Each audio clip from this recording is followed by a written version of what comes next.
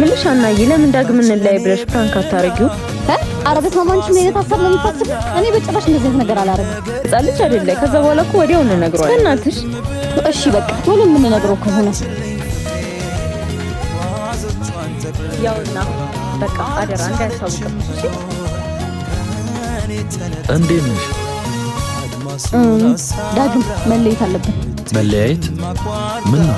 በቃ የኔና ያንተ ግንኙነት እዚህ ጋር ቢበቃ ይሻላል። ምንም እየተግባባን አይደለም። አልተግባባንም? እንደዛ ከሆነ የሚሰማሽ ደስ እንዳለሽ መለየት እንችላለን። ወይኔ አየሽ እንደ ቀልድ ማለት ነው። በቃ ሌላ ሴት አለች ማለት ነው። አሁን ምን ተፈጠረ?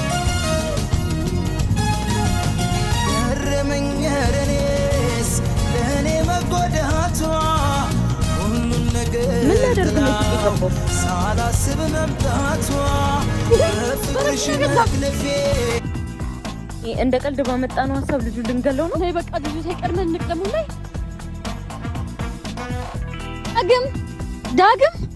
ዳግም ቆይ ስማና እንዴ ምን ሆናችሁ ነው? በረኪና እኮ ገዝተህ ስትመጣ ራስን እንዳትጎዳ ፈርተን እኮ ነው። በአንቺ ምክንያት ራሴ ማጠፋ መስሎሽ ነበር? እኔ እኮ ቀልዴን ነበር። አንቺ ያልተረዳሽው ነገር ከማንም በላይ ስኬቴን ቁጭ ብላ የምትጠባበቅ እናት እያለችኝ እንደዚህ አይነት የሞኝ ስራ አልሰራም። ሄሎ ማይ፣ የኔ ልጅ በረኪናውን ገዝተህ መጣ? እየመጣው ነው። ገዝቻለሁ፣ መጣው።